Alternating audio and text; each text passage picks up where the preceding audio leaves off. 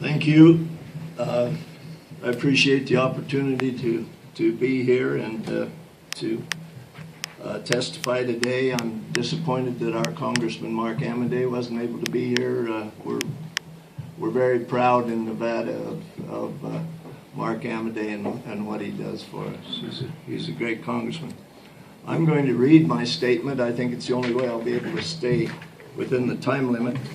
And I'm going to talk about some of the problems that we have in Nevada in particular, and then I want to talk about a solution, because we always are talking about the problems, and what I want to address is the solution.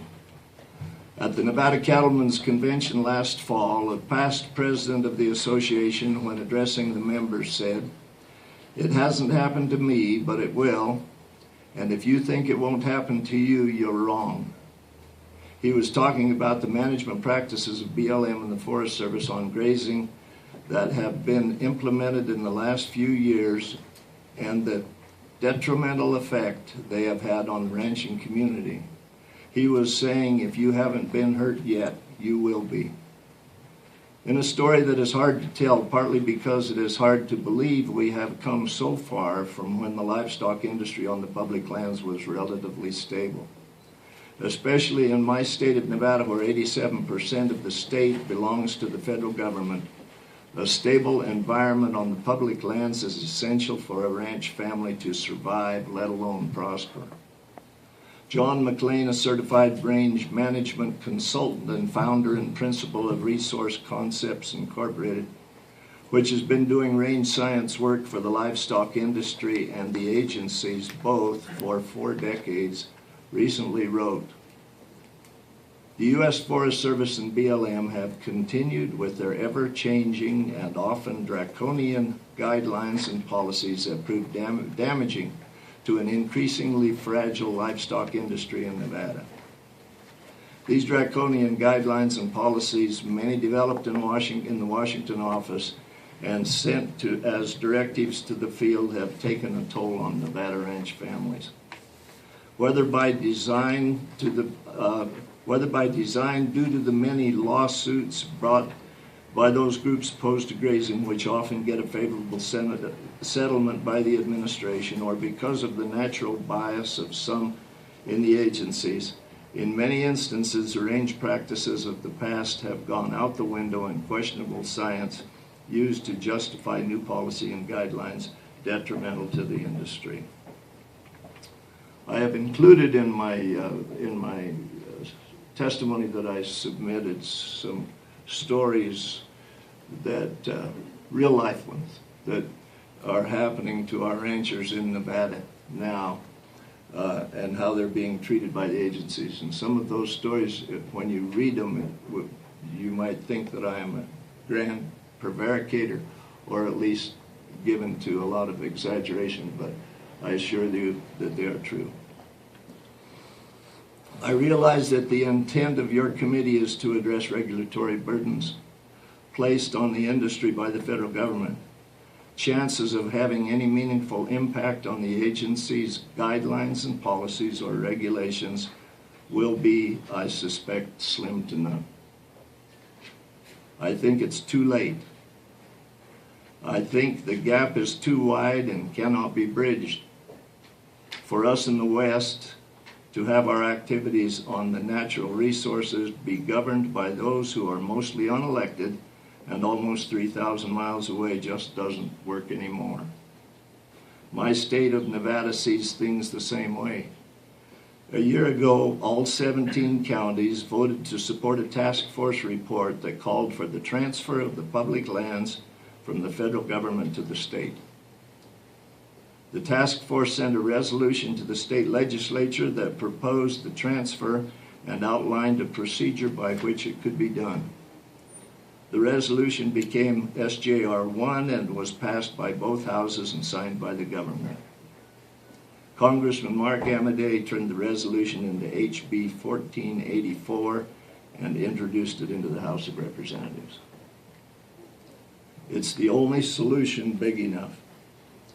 In our present management of the public lands, we have departed too far from the common sense, and every facet of the land management will benefit from having decisions made closer to home.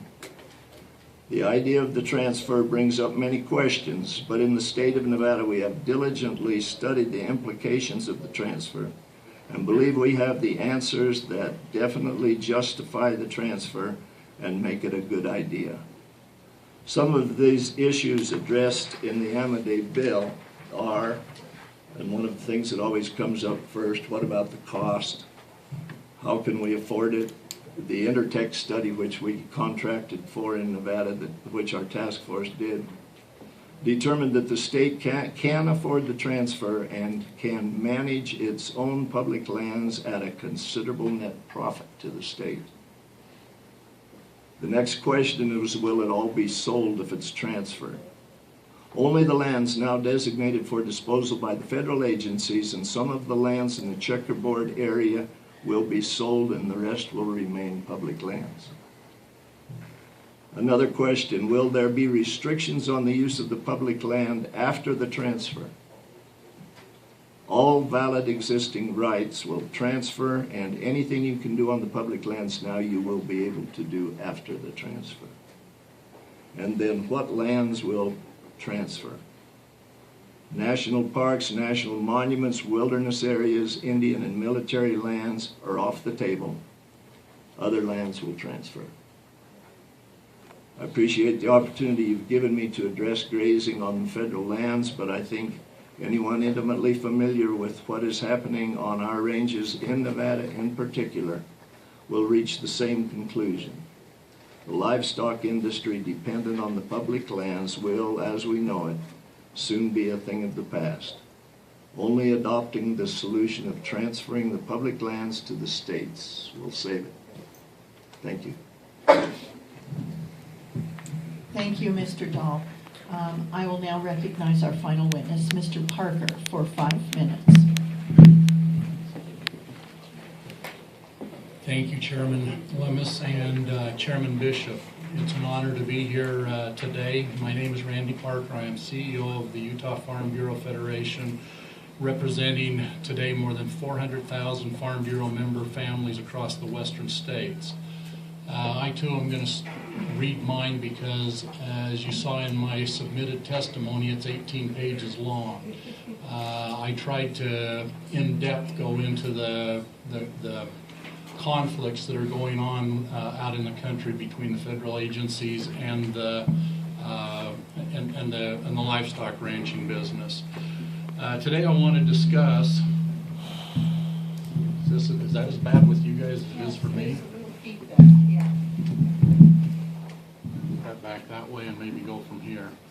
Today I want to discuss the systematic dismantling of livestock ranching in Utah. Like any business, ranchers who graze the livestock on the public lands need certainty to make their investments and decisions about their future, as Congressman Bishop pointed out. Congress provided ranchers with certainty passing the Taylor Grazing Act as well as the Multiple Use Sustained Yield Act. In contrast, the BLM and the Forest Service are creating uncertainty. Utah's vast rangelands sustain grazing animals, both wildlife and livestock. With 45 million acres classified as rangeland, cattle and sheep are the foundation of Utah agriculture. Because 73% of the available rangelands are federally controlled, ranchers have built their operations with a combination of private lands, private water rights, and public lands. They must rely on the agencies to be fair, equitable, and transparent. What the agencies are doing is alarming. In the 1940s, the Forest Service and the BLM managed to combine 5.5 million AUMs in Utah. By 2012, the agencies reported only about 2 million active AUMs remained. Of the active total, more than 550,000, fully more than a quarter of the existing AUMs, are in suspended or non-use. The Forest Service and the BLM have cut or suspended nearly 3.5 million AUMs in Utah. That's a whopping 74% of what we started with. Nevada Chief Federal Judge Robert Jones in the Hage trespass case pointed out the methodical nature of the agencies. Anyone of school age knows the history of the U.S. Forest Service in seeking reductions in AUMs or even the elimination of cattle grazing during the last 4 decades. Not so much for the BLM, they have learned that during the last 2 decades. These draconian cuts are taking a toll. In 1949, there were nearly 3,500 ranching families grazing sheep and cattle on Utah's public lands. Today, only 1,451 remain. That's a 58% drop. As livestock grazing has been cut, catastrophic wildfires have increased. And I want to go through a few of the issues that the agencies, the tools that the agencies are implementing as far as ranching. Collaboratives, they elevate the participation of agenda-driven anti-grazing groups like SUA and Western Watersheds, allowing access to confidential and sensitive rancher information. The annual operating instructions, or AOIs, are being manipulated to implement structural changes in the grazing permits or to establish standards that cannot be met to build a case against the rancher. Appealing adverse grazing decisions is difficult and costly. To be successful, permittees need the help of legal and resource experts. The cost of one successful appeal in southern Utah exceeded $100,000. That ranching operation, by the way, has a total of 200 mother cows, so that was a tremendous expense. Ranchers with 25, 50, or even 100 mother cows in a grazing association generally acquiesce to the BLM or the Forest Service and their demands, or they just walk away. Federal management of the wild horses and burros is a colossal failure. Mismanagement affects grazing rights, private property rights, water rights, and families. Management should be turned to the states. The Forest Service viability assessment should raise red flags for Congress. There appears to be no limits whereby the forest lands can be identified for introduction or expansion of native or even non-native species. The bighorn sheep scenario and the viability assessment creates challenges for continued sheep ranching in the Intermountain region. Where the bighorns belong to the state, the Forest Service needs or must honor what state plans are, even if those plans recognize the existing historic domestic sheep grazing in the area. Federal claims to scarce western water is increasing ranchers' uncertainty. The Forest Service water clause requires permittees to jointly own livestock water rights with the United States. If a rancher's grazing permit is canceled, and nearly 3.5 million AUMs in Utah have been canceled, the joint water rights, by their rule, revert to the sole possession of the United States. State sovereignty is challenged, and this federal government taking clearly violates the rancher's constitutional protections to just compensation and due process. Attacks on water, on Western water, don't end here. The agencies have filed 16,000 diligence claims across Utah. They have overfiled on ranchers' historic water rights, creating protracted and costly legal battles, and they gained de facto water rights by cutting grazing and limiting access.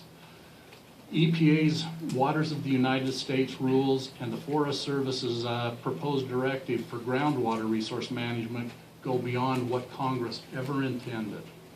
Federal agencies today seem to be testing what their regulatory limits are.